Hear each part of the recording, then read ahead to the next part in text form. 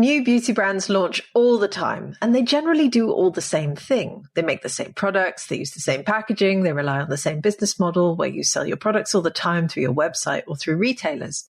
But what if they didn't all follow that model? What if they all did something different? Would that capture people's imaginations and show us that a different beauty industry is possible? Well, my guest today has done exactly that. Erika Geraerts of It's All Fluff has created what I would call an intentional beauty brand. She's intentional in the formulations that she's created, in the messaging she puts out, the packaging she's chosen, the business model she's created, even in the way she sells her products to her customers. Erika's model shows that a different beauty industry is possible. And best of all, Erika was brought to my attention by one of the listeners of this podcast. So a huge thank you to those of you who regularly reach out to me with suggestions and ideas, because I'd really love hearing from you. So settle in for today's episode, in which we look at a brand that's doing things differently and could inspire all of us to change the beauty industry. Welcome to Green Beauty Conversations, in which I challenge the beauty industry to become more sustainable, champion independent and green beauty, and encourage you to join me in changing the beauty industry for the better. I'm your host, Lorraine Dallmeier. I'm a chartered environmentalist, biologist, and the CEO of award-winning online organic cosmetic formulation school, Formula Botanica. We have tens of thousands of students in over 190 countries around the world who study with us to become organic beauty formulators and entrepreneurs. Visit our website at formulabotanica.com to try our free online formulation course. And if you want to be the first person to know what's happening in green beauty, make sure you subscribe to this podcast in your favorite podcast app. So in today's episode, I'm joined by Erika Geraerts, who founded Fluff Casual Cosmetics in Melbourne, Australia, after having spent 10 years in the beauty industry, previously co-founding global skincare brand hit Frank Body.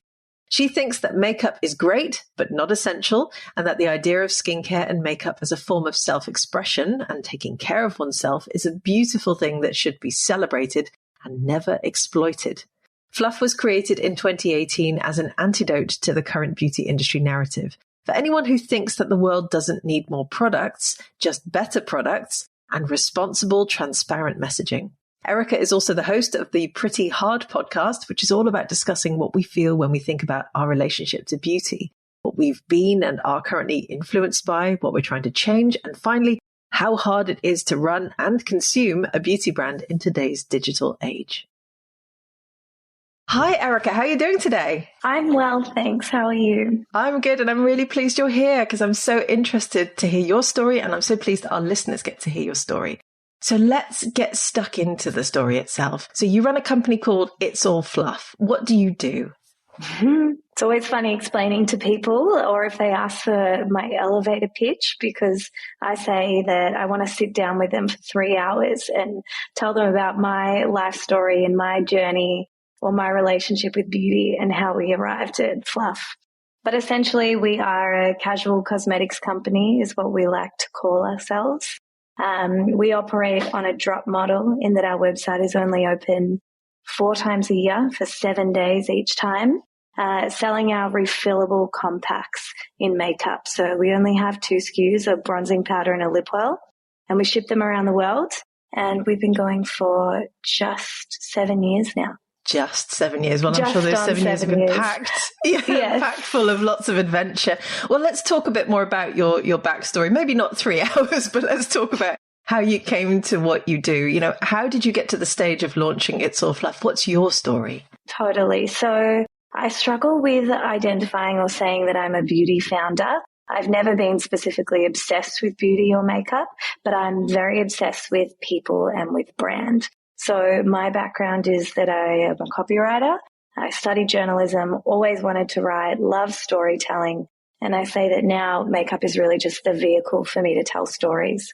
But straight out of university, I was offered a job at a marketing agency. That led me to start a writing agency. We were writing for a lot of female products, beauty brands, fashion brands. And then we actually started our own skincare brand. This is myself and 4 others. And that was called Frank Body. So a few people might know that company. It's a coffee-based skincare company. And I was with the business for 3 years before I decided to leave and to start Fluff. essentially I'd learned so much in the industry, was really exposed to, I guess, the global growth of a brand in my time at Frank Body, and had a lot of things that I wanted to prove to myself and others, and a lot of change that I wanted to make in the industry through Fluff. Wow. I mean, that's quite a roller coaster you've been on. Working at Frank Body must have been fascinating as well. So would you say that really primed you for moving on to your next adventure with It's All Fluff? Yeah, look, what I like talking about is that I've had this unique experience in founding two brands, one pre-algorithm, is what I say, and one post-algorithm. In terms of Frank Body was founded in 2013 at the peak or the height of brands using Instagram to their success. We had everything going for us and we worked really hard, but we had a novelty product. We were a really accessible price point. We didn't have to pay influencers and we didn't have to pay for media spend. So it was a really fun time. And then when I launched Fluff in 2018, we had none of those things. We were a more expensive product. We were competing against a lot of other makeup brands, and we were having to pay for both influencers and media spend. So it's been very interesting having those two experiences and kind of having this sort of mindset still of Frank Body, but needing to, I guess, take some learnings from it, but then create new, I guess, processes and always be trying to innovate and do things differently, just based on the environment and the landscape for beauty brands today. Yeah, I love that pre-algorithm and post-algorithm. That makes so much sense. Well, let's talk a little bit about how you came to the name It's All Fluff. What does that mean to you and how does that tie in with your overall mission of what you're trying to achieve with the brand? My time at Frank Body exposed me to a lot of brands in the beauty space. And as social media was growing and as content was kind of proliferating in terms of all of our feeds in our space, I actually became quite disengaged and disheartened by beauty brands and the messaging that was being put out. I was particularly worried about my younger cousins. At the time, they were aged 10, 13, and 15, and they had a very different experience growing up to when I did as a teenager.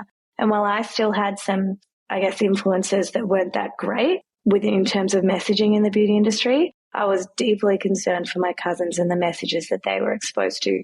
This was at the time of, I guess, the Instagram face and the Kardashians and the image that they were putting out around beauty.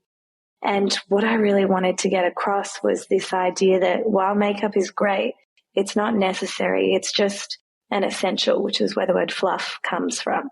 It also just happens to be my nickname that a lot of my previous employees called me because of my fluffy, chaotic hair, and also this idea of our head being up in the clouds in the fluff. But it's this daily reminder and awareness that we're trying to cultivate in our audience and in our consumers that makeup, media, marketing, advertising, it is all fluff. It doesn't mean you shouldn't participate or want to be involved in the beauty industry, because it also can be extremely empowering and it's a form of self-expression. But just having that awareness, I think, allows for a little bit more conscious consumption, both of products and of content.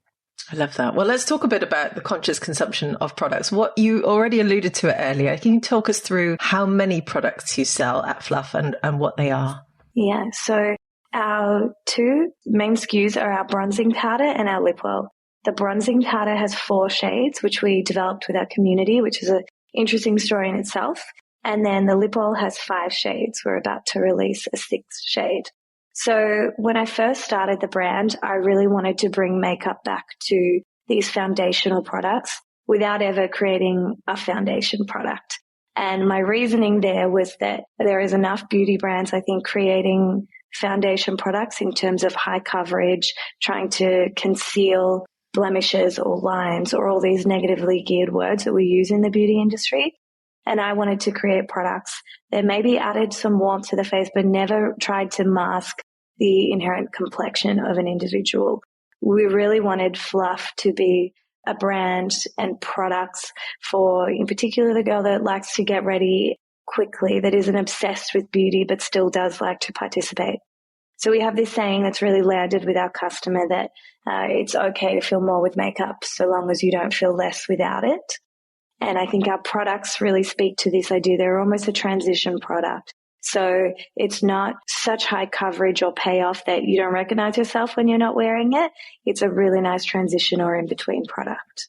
Wow, that's beautiful. And I suppose that really fits in with the overall mission and the overall values that sit behind what it means. It's all fluff. That's beautiful, the way that you've created that all together. So talk to me about the packaging that you use, because there's something very unique about your packaging, and it certainly stood out to me straight away when I looked at it. What exactly have you chosen?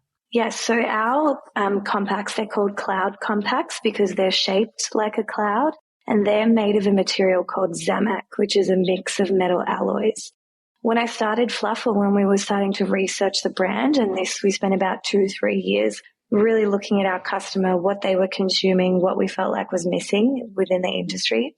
We actually were looking at simple plastic clamshell compacts. This was all that was available to my knowledge, but my team and I went to Hong Kong for Cosmoprof and spent days walking the aisles of all the thousands of stalls, getting exhausted by what we saw. And it was quite disheartening as well, because I was just like, there's so much stuff. And I really saw at scale, I guess, how much was being produced. And as well, or on top of that, just, I guess, the sheer amount of plastic or the disposable product that was being produced.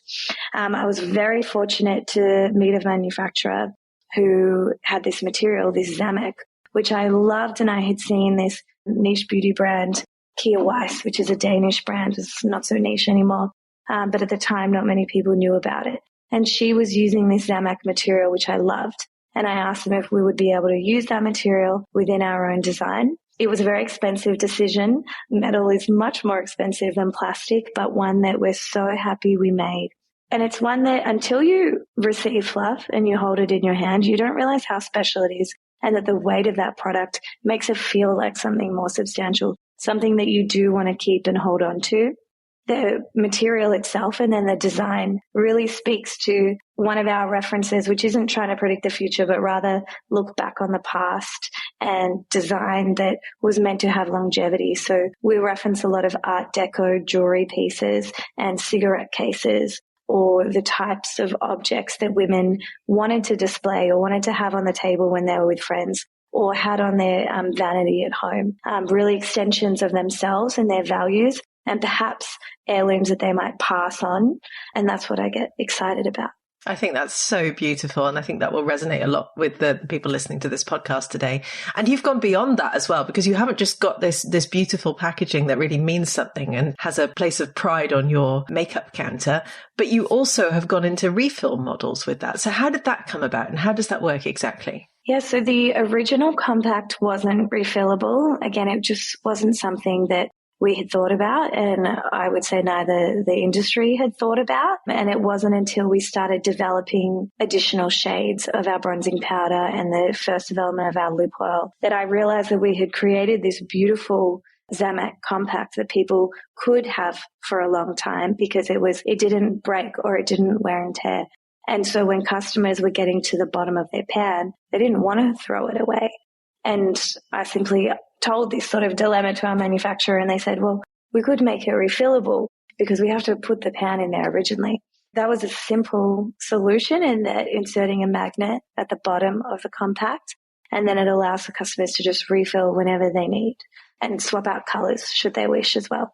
Wow. And I'm sure that has gone down very well with your customers as well. But let's talk a bit about your business model, because I'm fascinated as to how that ties in with all the refills as well. So first of all, your business model is that you provide batches in time-limited drops. So how does this work? Because this isn't a normal model in the beauty industry that I see others do very often. It's not normal, and I'm sure we will start seeing more brands take it on in the coming years. However, it wasn't what we originally started doing either. So we were an always-on model, and it just reached a point after COVID in that it didn't feel like always-on was landing for us. We couldn't differentiate our product from the sea of beauty brands that had also come the aftermath of COVID. I sort of was looking at the situation, not being an influencer or a celebrity myself. I didn't have that clout or social following to promote the brand, or the credibility of being a makeup artist. I really believed, and still do believe, in our products, but I knew we needed some kind of competitive edge. And what we decided to do was take inspiration from several fashion brands, and particularly skate culture is in general a culture that Fluff looks at often, but they do drop models often. And essentially it is a marketing tactic in which we restrict the supply to increase the demand of the product. So basically what happens is people put their name on a list and then you get to the stage that you open up and then it's all available. Is that how it works? Yeah, so basically each time we order our product, we order our minimum order quantity. As I mentioned earlier, the Zamac compacts, very expensive to make. And this allows us to sort of release that minimum order quantity, and it's a first in, best dressed policy, essentially. So once they're sold out, we close the store and people aren't able to purchase until we've made our next order. It's also enabled from a business side us to forecast better in that aspect. I love that. So how does that work with the refills then? Can you buy those all the time or do you have to go on a wait list for those as well? So that's something we've just introduced because we're really focused on retaining our current customers and nurturing their product experience. So we've just recently enabled them access to our website via a password so that they can refill at any time. So it sort of separates, I guess, the like initial loyal customers from new customers. The new customers just have to wait for first access to a compact, but once they're in, they can always access the site and they'll have first access to new colors or new refills. Understood. It's a really clever model. And as you say, I'm sure others will start to adopt that over time. One thing you said to me when we first met, which I thought was really interesting, is you said, I don't consider us to be a beauty brand. I consider us to be a refill brand. So does that very much stem from this model that you've put together? Yes, especially because once you have the compact, essentially, you could have it for a lifetime.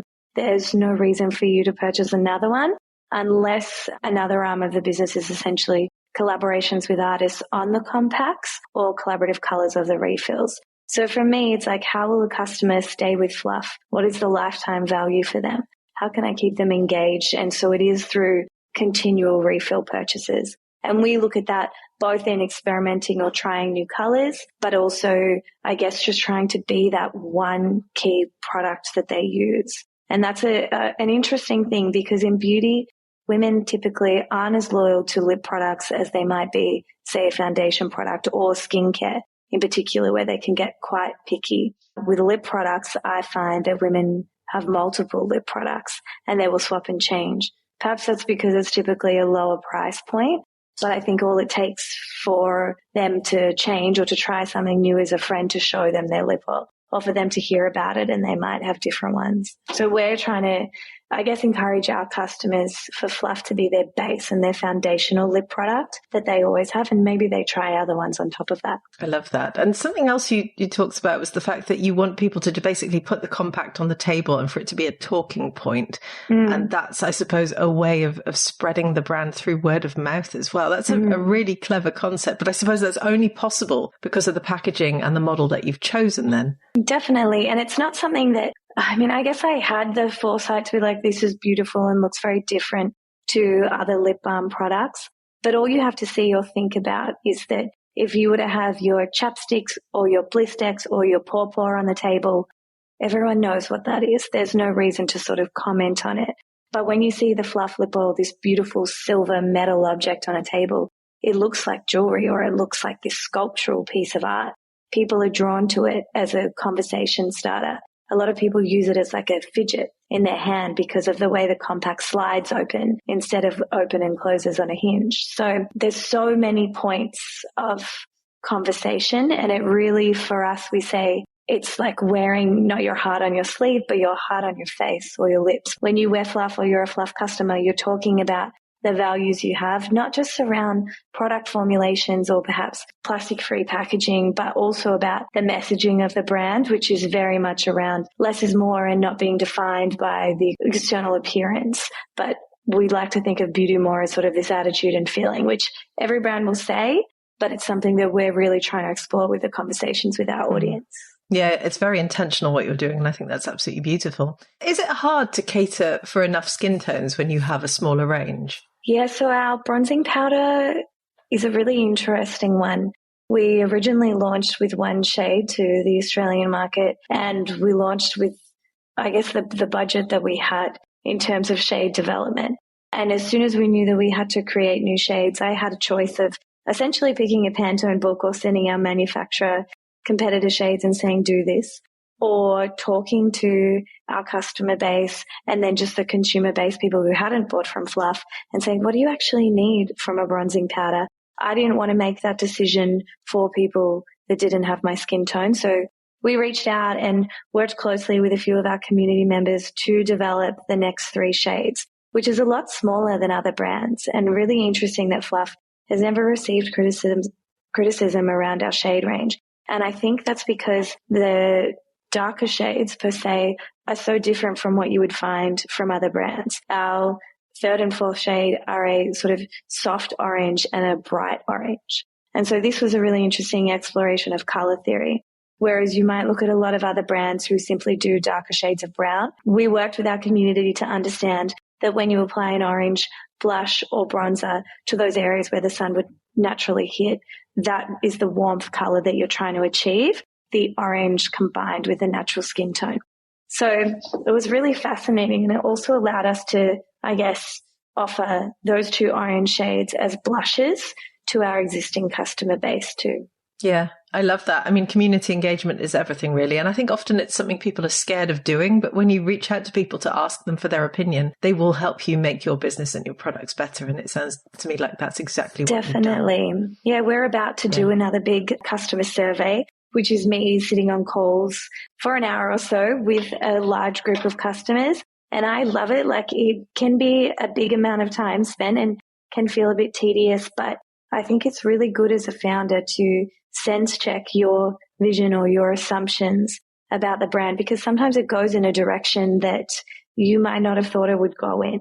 And sometimes you have to relinquish that or surrender to what your customers want for the brand or what they're telling you they want. Yeah. How do you see Fluff fitting in the mainstream beauty industry? Or do you see it even fitting in the mainstream beauty industry? Yes and no. I mean, I think the best advice I've received from an unofficial mentor was to stay outside of the industry and to just do what we believe is best. And it is better to be on the outside. And I truly believe that. I think the most stress that I've had in business is when I have compared Fluff to other brands or tried to be like other brands. I mean, we obviously are a beautiful looking product and a makeup product. So in some ways we are a part of the industry, but I believe that our messaging is quite counterculture in terms of being all about less or about actually saying that the beauty industry is oppressive in any way. I don't think any other founder or beauty brand says that. I think they don't talk to the realities of the industry and that it is built on often fear-mongering or speaking to people's insecurities. So we're trying to acknowledge the industry that we're operating in. And again, saying, look, we want to participate because we love makeup. We don't think it's about boycotting it in any way, but it's about offering an alternative narrative and products and brands to what is currently out there. Yeah, it's beautiful what you're doing. And you're right, hardly anyone is speaking up to talk about these things. Now, you've been in beauty for a while now, I think over a decade, and you have your own Medium blog, which I have been reading. And you wrote an article on Medium a couple of years ago, which said that the beauty industry had aged you. How do you feel about that now? Yeah, I love referring to the beauty industry as the brutal industry. And it is a very interesting one because all at once I am trying to tell women in particular to embrace their natural beauty or to think about beauty more in terms of identity and more in terms of other factors other than your external appearance. And yet we are constantly looking at, or I am constantly looking at myself in the mirror, and I am watching myself age over these years in business and seeing or experiencing the very things that I see the rest of the industry telling us is not beautiful or is not right. So it takes a lot of sort of, I guess, inner resolve or discussions with myself to not or to resist the temptations of the beauty industry and its messaging. And I think that stress, that internal confusion or that internal conflict is what I say has aged me in the process. I completely understand, and I recognize a lot of what you just said as well. Imagine that you could wave your magic wand and you could change anything. What would you most like the beauty industry to change? That is a great question. If I could, I think there should be some really big regulations around filters on social media. I know that this is a topic that is currently being discussed and people are championing, but I think there are very unrealistic images of beauty still circulating. And I think some of the filtering apps that are available are just straight up not okay and should be banned. I would love to see some of the bigger beauty brands or heritage brands committing to refillable products or reducing their plastic production. I fully understand how hard it is, and especially with the minimum orders that they're dealing with and interrupting or changing their product line. But it would be great to see some more collaboration there. I would love to see influencer payments regulated. I think that influential people are a great thing. I'm not against ambassadors for brands, but I think that the financial remuneration should be regulated. I think it's very unfair how it's sort of really only allowing the people with the big budgets to participate. And then, they're the main things that come to my mind. And then, I am quite outspoken about my feelings around invasive procedures, or I have my personal opinion around Botox and cosmetic surgeries in terms of the message that it's sending out to younger women in particular. So I would like to see potentially some regulation there around what is shown on social media. But I know that these things, that some of them feel inevitable or inescapable, which is really frustrating.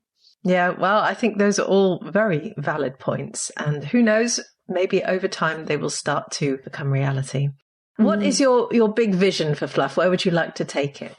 What we have done recently with Fluff is explore these sort of artist or brand collaborations. We recently worked with a visual artist and tattooist in Australia who applied her tattoo craft to hand engraving 100 of our compacts. And that was a really different way for us to work with an individual as opposed to just a typical, say, influencer collaboration, or for us to just change the appearance of our compacts. And I love that it made each piece one of a kind. It was very much like a piece of art that hopefully people will hold on to for a long time. And we're curious about exploring that. Like, we see the future of influencers moving away from the social media influencer to artists being the influencer. Like, I'd love to support that. I'm a creative at heart myself. So it's like, how can we tell a story of beauty in a different way? And that could relate to Fluff releasing more than just a makeup product. That could be a homeware product. That could be a fashion item, but it really would be quite small batch, quite specific or intentional around that person. I'm quite invested in those relationships being quite personal and people that I have met and know and admire myself, not just based on clout, but also then understanding who our audience resonates with. So that's exciting for me. And in terms of me thinking about doing differently, because I think we are seeing a lot of the same in the beauty industry. And I don't really think there's any point of us existing if we aren't doing something new, or at least that's not where I started Fluff. I love this. I think what you've created is absolutely beautiful. I think your mission is wonderful. I think what you're doing is fantastic. Erika, it's been so lovely having you on the podcast today. Where can people find out more about you? Where can they come and buy from It's All Fluff? Thank you. So yes, our website is itsallfluff.com and our socials are itsall.fluff. On Instagram, we also have a TikTok, which gets some very interesting views. So I would love people to look there. My Instagram is just my name. It's a little bit tricky to spell, but I'm sure it'll be in the show notes. And my Medium is just Erika Geraerts on Medium, which you could also link to.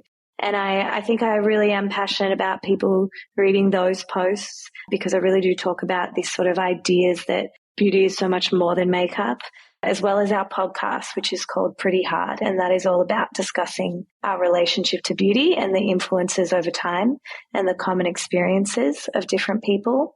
So yeah, we're just really trying to challenge the idea of content, the idea of products and the formulations people are using, and encourage people to sort of go back to something a little bit more simpler in their routines, in their content consumption, in their product consumption, all of that. Love it. We will include all of those links in the show notes. Thank you so much for joining me today. It's been such a pleasure talking to you. Thank you for having me. Thank you so much to Erika for joining me today. And if you'd like to try out It's All Fluff, then Erika has very kindly provided a 10% discount code for listeners. Just use the code Formula B, all one word together, Formula B, when you visit itsallfluff.com. I would love to hear your thoughts on this episode. Erika has created something very different. How do you think a business like It's All Fluff, with its intentional messaging and its fascinating time-limited drop model, could change the beauty industry? Leave us a comment on our social channels, as both the Formula Botanica team and I love hearing from you. And if you want to hear more about some of the topics that we covered today, please do delve back into the podcast archives. So some great examples include episode 137, in which I interviewed Melody Reynolds of Elate Cosmetics about her mission to get her customers to buy less. Or episode 143, in which I interviewed Shannon Goldberg of Izzy Zero Waste Beauty about her refillable mascara model. Or episode 138, in which I recorded an opinion piece to answer the question, does the world need more beauty brands? There's a wealth of information in our old episodes, and I do encourage you to go back and listen to them. So a huge thank you for joining Erika and I for this latest episode of Green Beauty Conversations. I really hope you enjoyed it. And if you did, please do leave us a 5-star review so that other people can enjoy these conversations too. Make sure you subscribe to the podcast on Apple Podcasts or Spotify or whatever your favorite podcast app is, and stay tuned for the next episode. Follow Formula Botanica at Formula Botanica on Facebook, Instagram, YouTube, Pinterest, TikTok, Twitter, or LinkedIn. We're everywhere. And come and give me a follow at Lorraine Dallmeier on Instagram and LinkedIn. Visit our website at formulabotanica.com and sign up for our free online formulation course today.